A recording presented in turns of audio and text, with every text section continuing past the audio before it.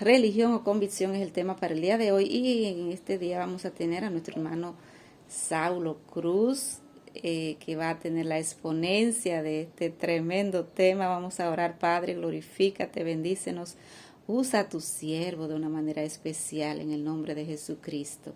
Gracias, Padre, en el nombre de Jesús. Amén.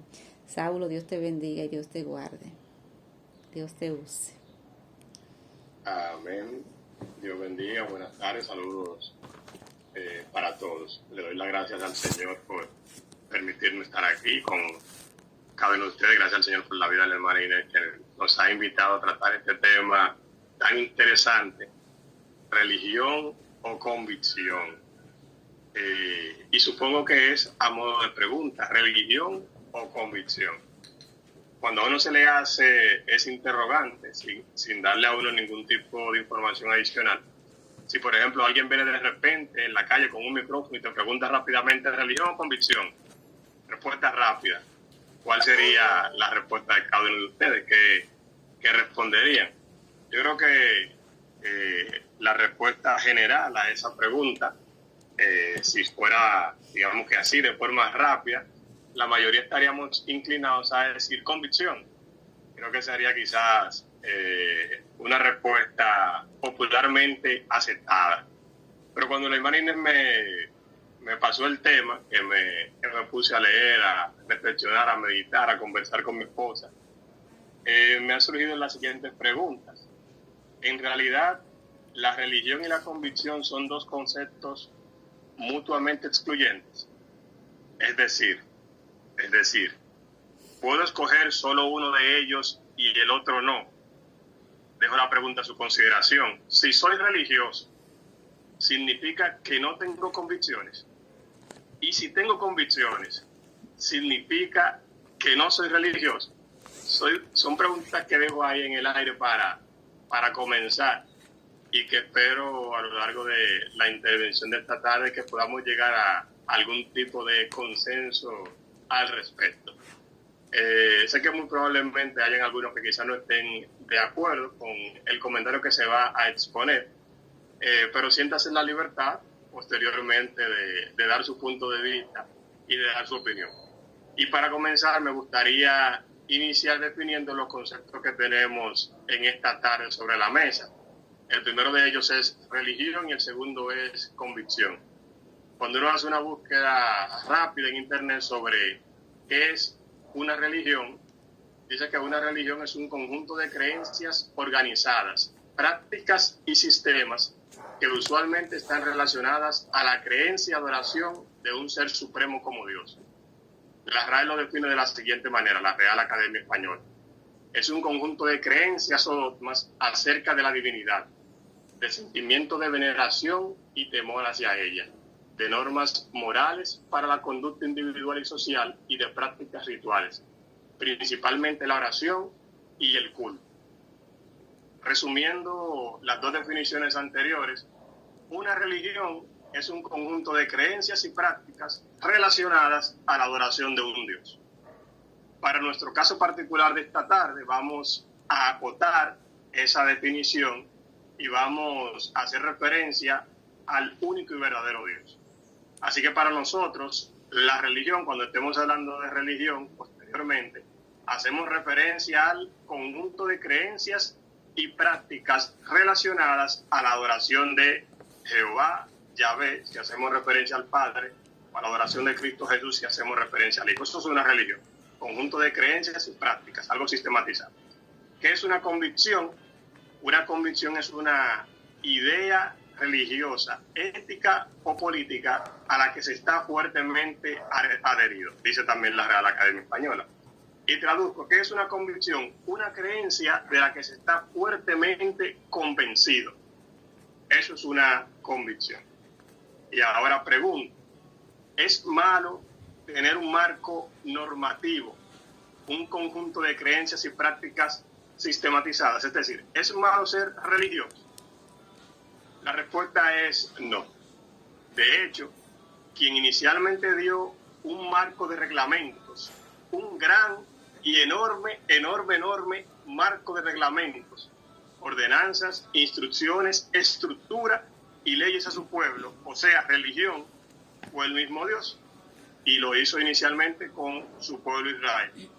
Y le invito a que se lea el libro de Éxodo y el libro de Levítico para que pueda notar ese gran marco de reglamentos e instrucciones. ¿Es malo ser religioso? No, yo considero que no, de acuerdo a esta definición. ¿Es malo tener convicciones? No, por supuesto que no, claro que no. Tener convicciones fuertes y claras es lo mejor del mundo. Ese es el árbol que, aunque vengan vientos y tempestades, se mantiene firme, el que tiene convicciones. Ese es el árbol junto a las corrientes de agua que en el año de sequía no se secará. De hecho, cuando en la carta a los hebreos se define la fe, en esa definición requete conocida que todos sabemos, la fe es la certeza de lo que se espera, la convicción, la seguridad, la certeza de lo que no se ve. Así que tener convicciones es algo bueno, es algo grandioso. Si ninguno de los dos puntos de los que hemos conversado hasta ahora, religión y convicciones, son negativos, ¿por qué tendría yo que escoger solo uno? ¿Por qué limitarme a comerme solo la mitad del bizcocho cuando yo puedo y debo comerme el bizcocho completo? Bien, hasta aquí todo bien. ¿Dónde viene el problema y por qué generalmente surgen este tipo de dicotomías? Cuando estuve meditando el tema, llegamos, entre yo y mi esposa, entre lo que ella me comentaba y yo le decía, llegamos a los siguientes problemas, que lamentablemente son problemas bastante comunes, mucho más comunes de los que nos gustaría llegar a admitir.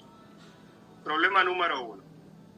Hay personas religiosas sin las convicciones adecuadas o sin convicciones. Problema número 2. Hay personas de fuertes convicciones, quizás con muy buenas intenciones, sin el marco normativo, es decir, religión adecuada. Problema número 3. Hay personas religiosas de fuertes convicciones sin raíces bíblicas. Y vamos a hablar brevemente sobre cada uno de estos 3 problemas, por lo que generalmente se presenta y se trae a escena la dicotomía de si religión o convicción, que ya vimos anteriormente que no debe de haber o no hay por qué haya una dicotomía entre estos dos conceptos. Problema número 1. Personas religiosas sin las convicciones adecuadas o sin convicciones. ¿Quiénes entran en este grupo? Bueno, en este grupo entran los que han decidido seguir un conjunto de instrucciones, por cualquiera que sea el motivo, sea por costumbre, sea por miedo, sea por beneficio, es lo que me han enseñado, es lo que he visto toda mi vida. Siguen un conjunto de instrucciones por cualquier motivo que no sea el de agradar a Dios. Voy a los cultos, trato de cumplir con lo que dice la Biblia, pero no tengo ninguna relación con el Dios de la Biblia. Y digo tratar de cumplir porque sin una relación con el Dios de la Biblia no es posible cumplir con lo que ella dice, con lo que ella exhorta. Y en la Biblia hay un grupo de personas que representan perfectamente a estas personas religiosas que no tienen las convicciones adecuadas o que no tienen convicciones.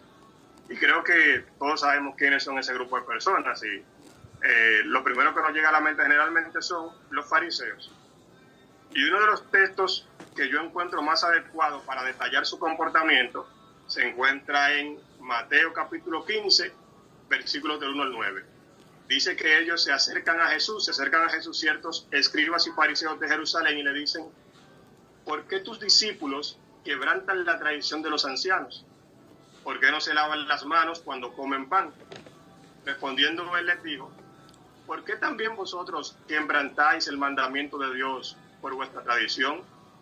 Porque Dios mandó diciendo, honra a tu padre y a tu madre, y el que maldiga al padre o a la madre muera irremisiblemente.